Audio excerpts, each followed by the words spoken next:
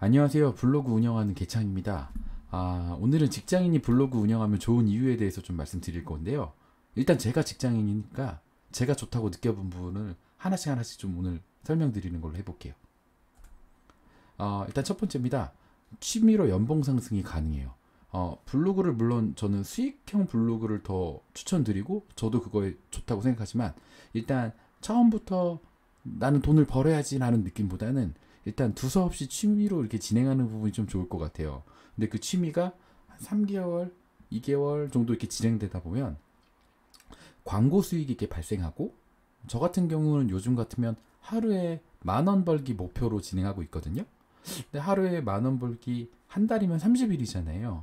근데 또 좋은 부분이 제가 토요일이나 일요일 날 쉬는 날 또 제가 가족들이랑 여행을 간 날 블로그를 포스팅을 하지 않더라도 또 광고료가 들어왔을 때 그렇게 꿀맛이 없거든요. 일단 어쨌든 직장인으로서 만약에 월급을 200만 원 받는 급여 생활자라고 치고 일단 하루에 10,000원만 잡고 30만 원이 오른다 그러면 굉장히 높은 수익 아닐까요? 물론 네이버 블로그 외에 뭐 티스토리 같은 또 광고 채널이 그 블로그 채널이 있는데 거기서 받는 수익이 더 높다고는 하지만 저는 일단 네이버 블로그를 운영하고 있는 입장에서 굉장히 추천드리는 입장입니다. 요거는 제가 전 시간에 블로그 운영 계획에 대해서 이렇게 한번 잠깐 설명했던 내용인데요. 블로그를 시작하게 되고 그다음에 애드 포스트 심의가 성공이 되면 이때부터 광고 수익이 발생을 할 거고요.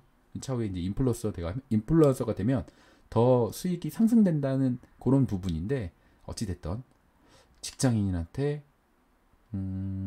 월급 한 달에 30만 원 추가로 받는다는 거 굉장히 추천드립니다.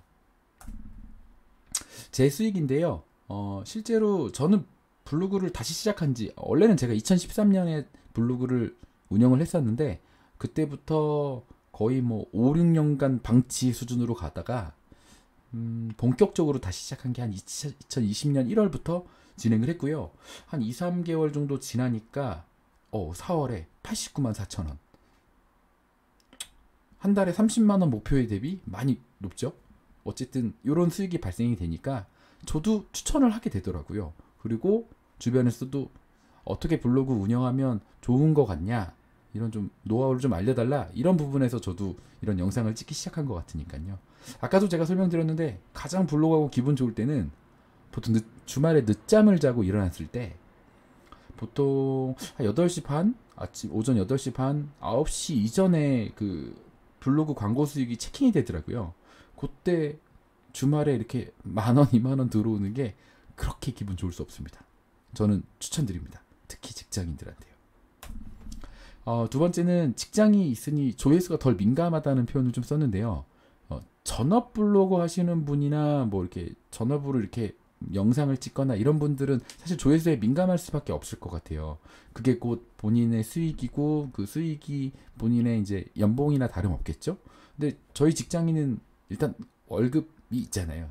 급여 생활자이기 때문에 그런 부분이 있어서 일단 조회수에 덜 민감하게 처음부터 수익형 블로그를 시작하는 것도 좋겠지만 일단 제가 취미로 시작하는 게 더 좋다고 표현을 드렸는데 하루하루 조회수에 민감한 게 아니라 그냥 하루하루 퇴근하고 잠깐 시간을 짬을 내서 이렇게 진행을 하다 보면 조금씩 조회수가 오르거든요. 그러다 보면 또 그런 조금이 저한테 또 본인한테 블로거들한테 또 재미로 느껴질 수 있고요. 그러다 보면 또 수익이 발생되면 너무 좋은 것 같아요. 그래서 저는 추천드립니다.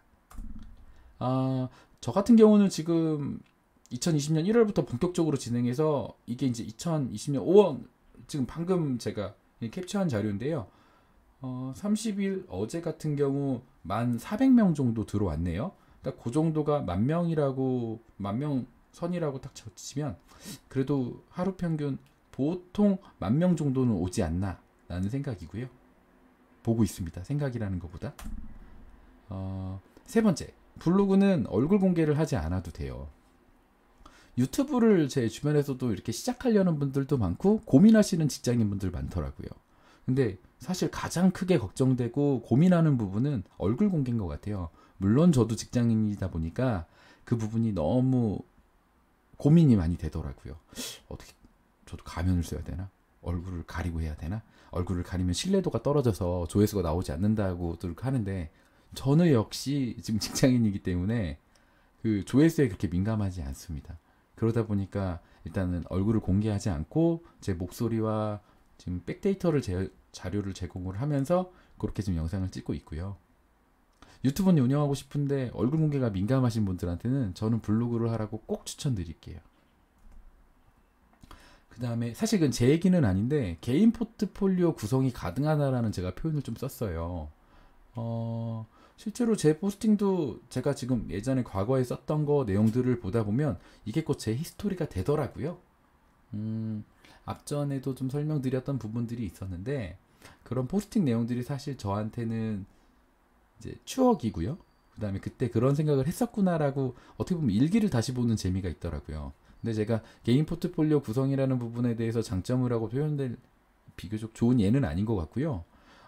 블로그를 통해서 이직을 하시는 분도 있고요. 물론 뭐 마케팅 쪽 관련된 뭐 블로그 마케팅이나 그쪽으로 관련돼서 이직했던 분들이야 뭐 당연할 수도 있겠지만 그런 부분은 아니고 본인의 그 전문적인 그 기술이나 지식 부분들을 이렇게 계속 쭉 이렇게 지켜 이렇게 포스팅을 해오신 분들은 실제로 그걸 통해서 그 자기소개서 한 장에 그 내용을 하나씩 첨부하는 그런 무기 아이템으로 좀 썼다고 하더라고요. 근데 그걸 또 되게 좋게 평가해 주셨다고 해서 취업에 성공했다라고 하는 내용들을 듣다 보면 아 이런 것도 아이템이고 무기가 될 수 있겠구나라는 생각이 들더라고요. 저 역시도 언젠가는 그런 게 또 무기로 작용되지 않을까 기대를 좀 해봅니다. 그리고 5번째인데요. 시간적 공간적 제약이 없다라는 부분이 굉장히 제가 추천드리는 부분 중에 하나입니다.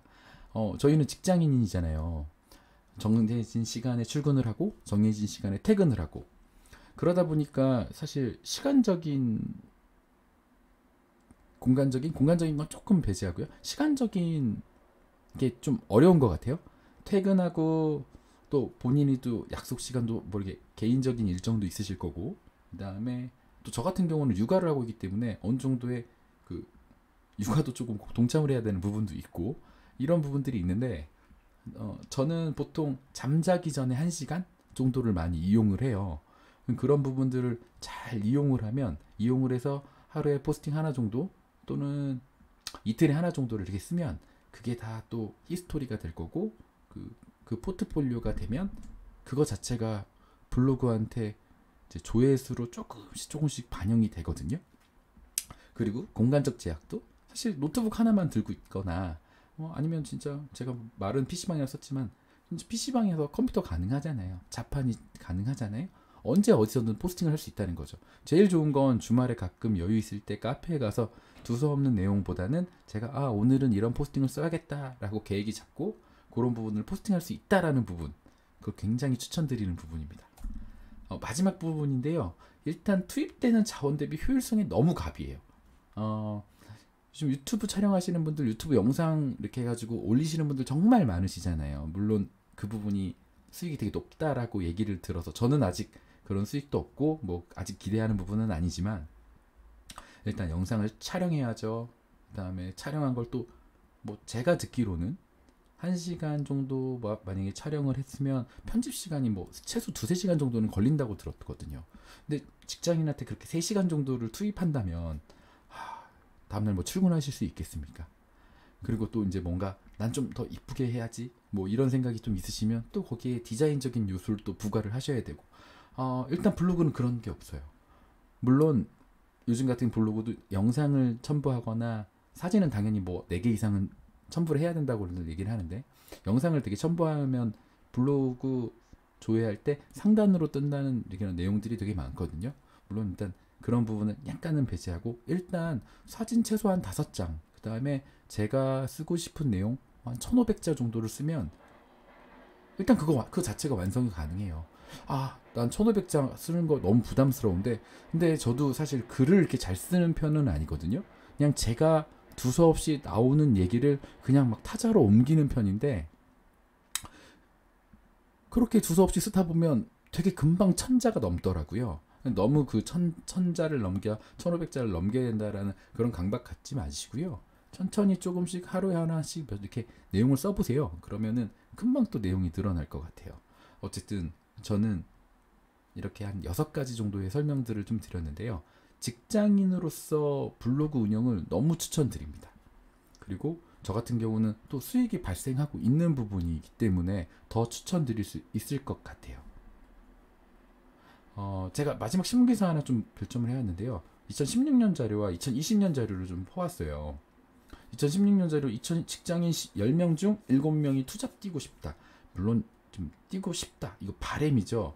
물론 그 10명 중에 한두 명 또는 3-4명 분들은 다 투잡을 하고 있는 걸일 수도 있고 아닐 수도 있는데 제 주변 직장인들 분 보면 참 투잡하시는 분들이 은근히 꽤 있어요. 근데 특히 뭐 투잡 중에는 배달도 대행을 하시는 분도 있는데 요즘 코로나 때문에 그건 좀 어렵겠지만 되게 어려운 부분이 있는 게 일단 뭐 배달 대행은 시간적 제약은 사실은 없는데요. 뭐 일단 자가용이 있거나 오토바이가 있거나 뭐 그런 도구들은 당연히 필요하겠죠. 그런 건 좀 배제하고 만약에 편의점 알바라고 치면 편의점 알바들은 정해진 시간에 해야 되잖아요. 몇 시부터 몇 시까지, 몇 시부터 몇 시까지라는 걸 사업주와 약속을 해야 되는데 사실 직장인이 그 시간을 맞추기가 굉장히 어려워요. 평소에는 상관없는데 불특정한 시간에 불특정한 또 이렇게 어떤 사건이 일어날지 모르잖아요. 보통 6시에 땡하고 퇴근하시는 분이 있는 반면에 퇴근 못하고 뭐 남몰래 뭐 7시, 8시까지 야근을 해야 되는 상황이 생기면 어떡합니까? 그 사업주분한테 또 오늘 좀 늦을 수밖에 없다. 어떻다. 그 굉장히 서로 간에 상호 신뢰가 안 되면 계속 알바를 진행할 수가 없겠죠. 그런 부분을 아까 제가 설명드렸던 게 시간적 공간적 제약이 없다라는 거 굉장히 제가 장점이라고 생각하고요. 2020년 3월 14일 자료를 봐도 그래요. 4년이 지난 이제 신문 기사인데 사실 저도 직장 생활을 2016년에도 했고 2020년에도 하고 있지만 셀러리맨들은 다 가계부가 적자 아닌가라는 생각이 드는데 아까 뭐 200만 원 버시는 분이 30만 원 정도 생기면 합이 230만 원이잖아요. 그 30만 원을 또 차곡차곡 저축을 하거나 저 같은 경우는 그렇게 생긴 광고 수익을 이제 보통 주식을 이제 계속 매월 구매를 하고 있거든요. 매수를 한다고 표현하죠. 매수를 이렇게 하고 있는데 아직 결과론적으로 정말 떳떳하게 좋다 아니다라고 말씀드릴 수는 없지만 어쨌든 그런 여유의 자금이 생기면 투자할 수 있는 자금도 생기고 그걸로 또 생활할 수 있는 자금이 생긴다라는 부분에 대해서 굉장히 블로그를 추천드립니다. 두서없는 얘기 너무 많이 드렸는데요. 저도 직장이다 보니까 편집점을 잡고 이렇게 진행하려고 하는데 사실 이게 풀 스트레이트로 그냥 한 번에 녹화를 하다 보니까 어버버하는 경향이 있으니까 조금만 이해해 주시고요. 월급쟁이 직장인 이 영상을 들으시는 월급쟁이 분들이나 직장인 분들이 있다면 꼭 저 구독과 좋아요 좀 눌러주셔서 저한테 힘을 실어주시길 바라겠습니다. 감사합니다. 여기까지 개창이었습니다.